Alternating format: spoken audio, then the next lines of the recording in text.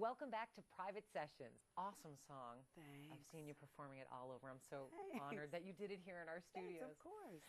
We have a little surprise for you. If you happen to catch a show, maybe you remember that we have people, fans, friends that like to come on the show and surprise our guests. I'm ready. You are? I'm ready. Well,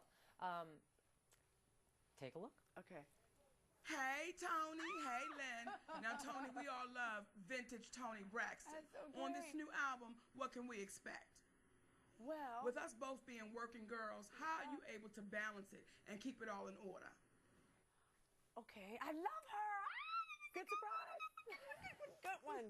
Yes, I love Monique. She's one of my favorites. How did you know that? She's amazing. She's We have our great. ways. That's good. That was good. Oh, that was heartfelt. How do I balance everything? Or some days I have everything under control, and then the next day it's all falling apart. Being a mom and being an entertainer, it's definitely challenging. And my youngest son, Diesel, I have two boys, Denim and Diesel. The youngest one suffers from autism, so I'm pretty busy often when I'm at home. You've got your hands full. Yeah, my hands are quite full. And when I'm at work, I feel guilty sometimes. And when I'm with them, I'm like, well, I'm ready to go back to work, and I feel bad for feeling that.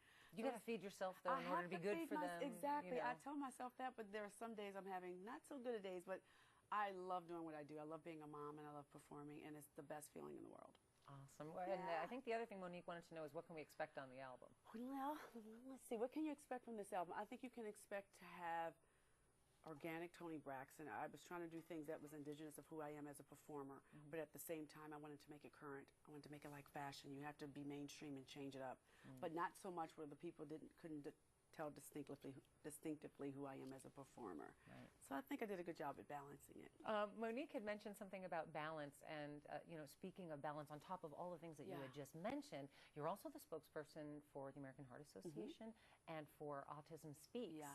I'm just curious, starting on the autism, how do you feel as a society, how far we have come for diagnosing it early? Because I know that's one of the biggest problems. Are we making any progress there? I think we've made tremendous progress. I think, for me, I was very fortunate. I found out when my son was 3.5 years old, and I think doctors are cognitive. They're paying attention now. And I remember at first we thought perhaps he was hearing impaired. He didn't answer to his name. He wasn't very social. He didn't have any eye contact.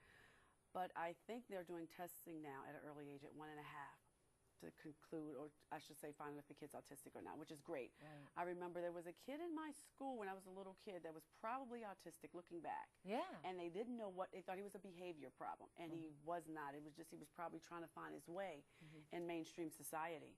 So I think it's great how they all these findings or these studies are helping families and kids with this disorder. Wow, that's great. great. So we're very fortunate. So I always tell people with early diagnosis, I swear to you, it makes a lifetime of a difference. Wow, and it's so wonderful that you were able to, get behind the cause and help. I'm sure they've been very appreciative as well. A little bit. No, that's the pin. That's my pin. We're going to find that piece, the missing Oh my piece. goodness! And every time I read about your story, I'm just like, man, that woman has just been through so much. I can't believe it. You were diagnosed with, is it angina? You know what? I say angina because when I say angina, some guys, especially, sorry guys, they kind of look down. You have what? Angina? I'm like, okay, it's up here. It's the heart. It's up here. Let's make sure. It's very common in very young common women. in young women. Yeah, they're finding a lot of cases. They're obviously misdiagnosed initially. Sorry, I'm just trying to change the subject. I know. I'm sorry. I'm thinking all the guys at home like, too much information. I'm sorry.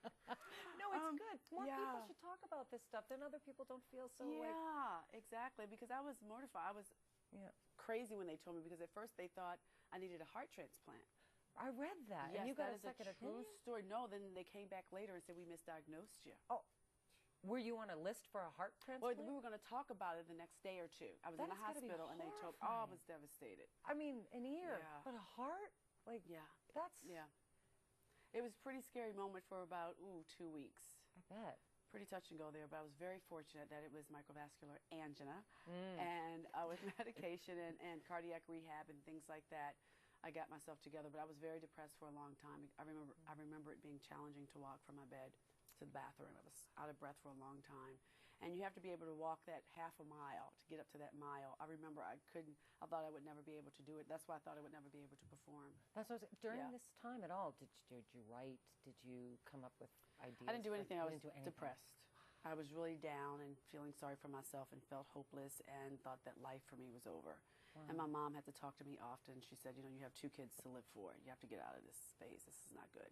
So and when I glad went to you did. cardiac rehab, it was this older lady in cardiac rehab. She said she was like 50, but clearly she was around 70 or 80. Yeah. And she was wonderful. She was like a little cupcake. Her hair was like strawberry blonde, her lipstick on, and she was walking on a treadmill in like high heel sneakers. And she said, "What are you doing here? You must have had a heart attack." This is my 4th heart attack.